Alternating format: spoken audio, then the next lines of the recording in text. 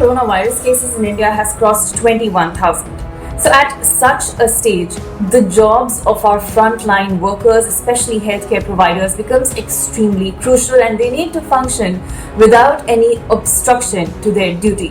Now, in a big development yesterday, the union government has exercised an ordinance that gives protection to our healthcare workers. Remember, there were a string of incidents in which healthcare workers were attacked while they were going on their way to screen potential COVID-19 patients when they were trying to take them under quarantine.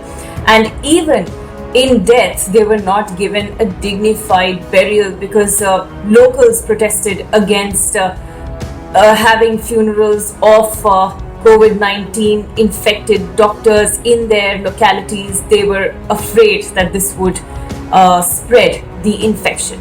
Now, the union government has passed this ordinance that gives protection to our healthcare workers, that makes any attacks on them, any cases of harassment against them, a punishable and non-bailable offense. The punishment can last for a jail term of up to 7 years at the higher level in case of any grievous injury that's inflicted upon a healthcare worker. And this ordinance covers the entire health fraternity, from doctors to nurses to paramedics and all the way up to ASHA workers as well.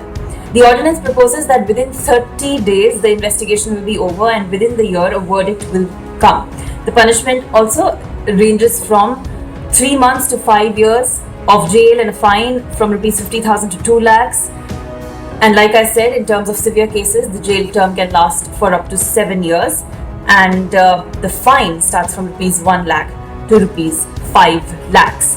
So this comes after the IMA, in fact, the Indian Medical Association, had said it would go on a symbolic protest to protest against the kind of incidents that are being inflicted upon our healthcare fraternity, until something solid is done for their protection, so that they can carry out their extremely crucial work without any hindrance and without any harassment. Not only this, now the Union Home Secretary has shot off a letter to all the chief secretaries of the states to ask them to provide adequate security to frontline workers, especially the medical care providers.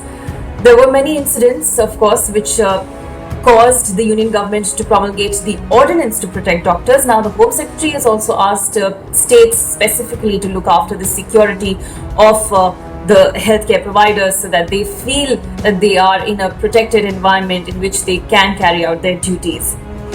Now, the measures for protection of the frontline workers will be finalized in consultation with the local chapters of the Indian Medical Association, and the IMA should be kept apprised of the kind of measures that are being taken to create a sense of security and confidence among the healthcare fraternity.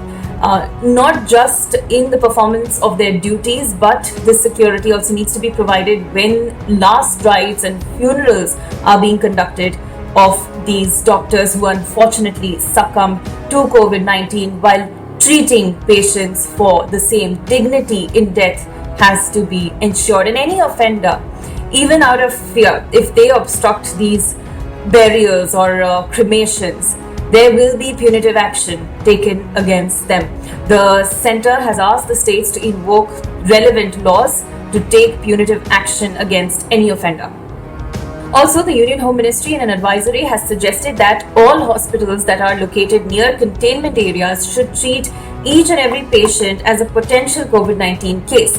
This way, they minimize their risk of contracting the disease or allowing the disease to spread in the healthcare facility from asymptomatic patients. Remember, there can be people who are infected by the COVID-19 and yet show no symptoms on the surface yet.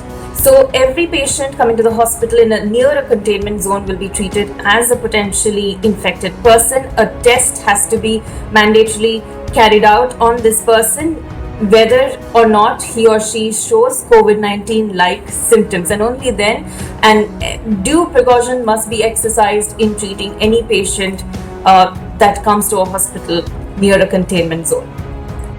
And finally, there are talks of the Amarnath Yatra, the annual pilgrimage, being cancelled this year. Now, on Wednesday earlier in the day, the administration of the Union Territory had made public a circular that said that the yatra will be cancelled because it passes through several villages that are now red zones of the COVID-19 in Kashmir. However, later in the day, that circular was withdrawn, and the administration has said that since the pandemic situation is dynamic and keeps evolving, they will first review the situation closer to the pilgrimage date and then take a final decision. That's all in this episode. Thanks for watching.